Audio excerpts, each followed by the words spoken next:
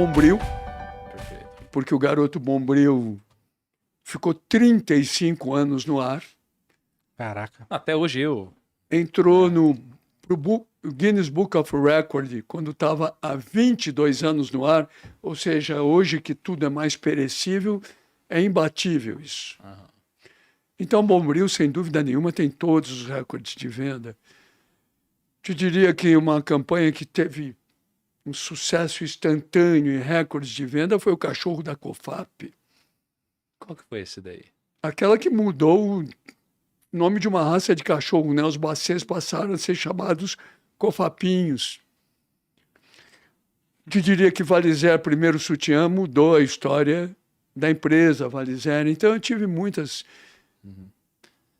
momentos de campanhas de grande sucesso. Dá para mensurar quanto que isso daí trouxe de resultado? Vem Bombril ou Cofapinho? Os clientes ou sempre assim? mensuram isso.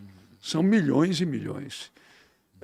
Por exemplo, eu tive o privilégio de fazer tudo da Grandene. Imagina quantos milhões de pares de melissas e melicinhas e riders foram vendidos. São milhões e milhões de pares. Cara, é muita coisa mesmo.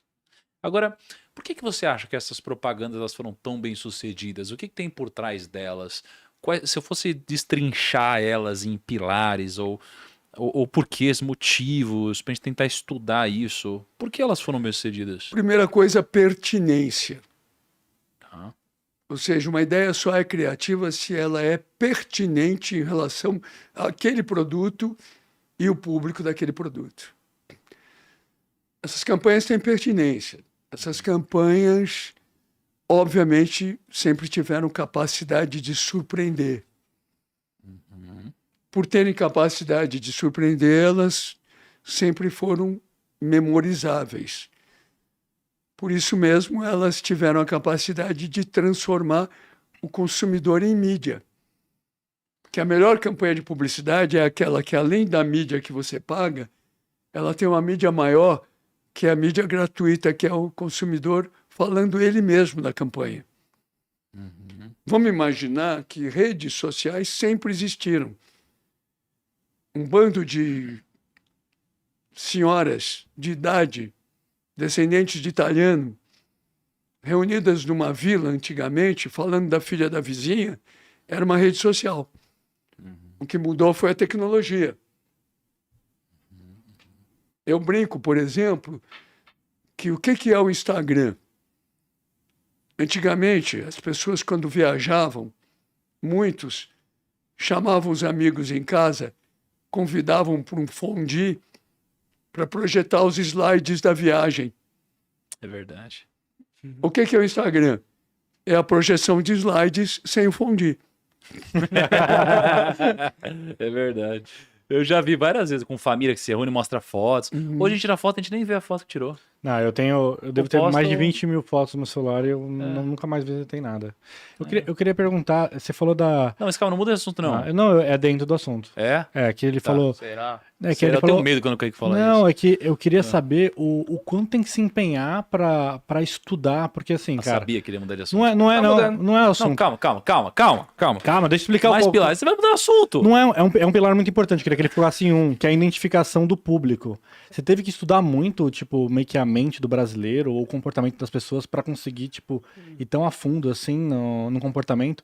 Porque eu lembro que, por exemplo, a propaganda do Bombril, cara, sei lá, era engraçado pra mim, era engraçado pra minha avó, era engraçado pro meu pai, era, tipo, sei lá, era uma identificação muito grande.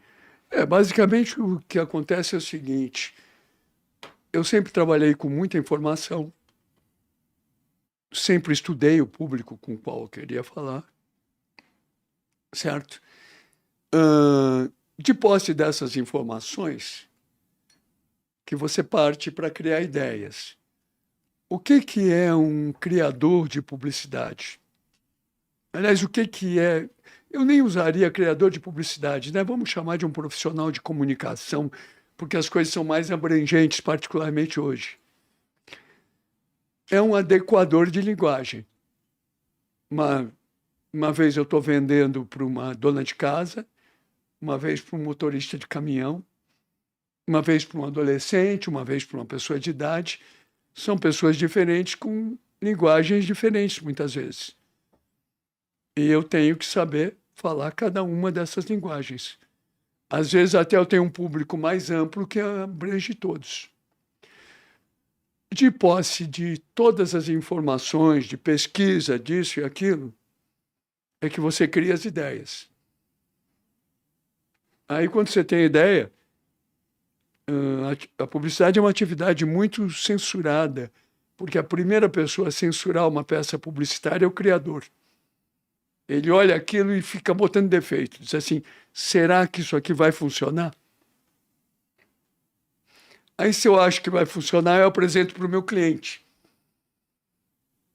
E ele vai dar opinião, se acha que vai funcionar ou não. Muitas vezes ele pode estar certo dizendo que não, porque ele já pensou nisso mais do que eu. Ele pensa no produto dele 24 horas por dia. Às vezes não. E às vezes eu tenho que convencê-lo, tenho que ganhar a confiança dele. Aí, quando eu tenho uma ideia que eu considero uma boa ideia, eu nunca vou ter certeza disso, porque na atividade de criação você nunca tem certeza de nada, mas quando eu tenho quase a certeza, eu acredito que nós vamos veicular aquilo com sucesso. Muitas vezes você pode fazer uma pesquisa até. Evidentemente que entre o resultado da pesquisa e o meu intuitivo, eu sempre vou ficar com o meu intuitivo. Porque as pesquisas são muito óbvias, elas são um bom farol, mas não pode ser o elemento que decida. Quem tem que decidir é você. E aí eu fico com o meu intuitivo. Se eu, por exemplo, tenho uma qualidade profissional, meu intuitivo que é muito forte. Eu tenho o intuitivo de uma comitiva de mulheres. O que é muito. Ô, Aston, e aí você estava comentando sobre os pilares que fazem, né, uma publicidade bem-sucedida. Por que que aquelas que você mencionou foram bem-sucedidas? E aí uma que você falou foi sobre a pertinência, né, dessas peças publicitárias, assim. Que outros pilares você consideraria como importantes para o sucesso delas? Aí que tá. Tudo que está na vida pode estar na publicidade, desde que seja pertinente. Ok. E quanto mais você tirar a publicidade da vida, transformar em publicidade e devolver para a vida, mais efetiva ela pode ser. O que você está dizendo é que, basicamente, quanto mais essa peça publicitária se comunicar com a sua vida real, que tiver sentido real para você, mais isso daqui traria resultado numa campanha, mais ou menos isso? Gerar conexão.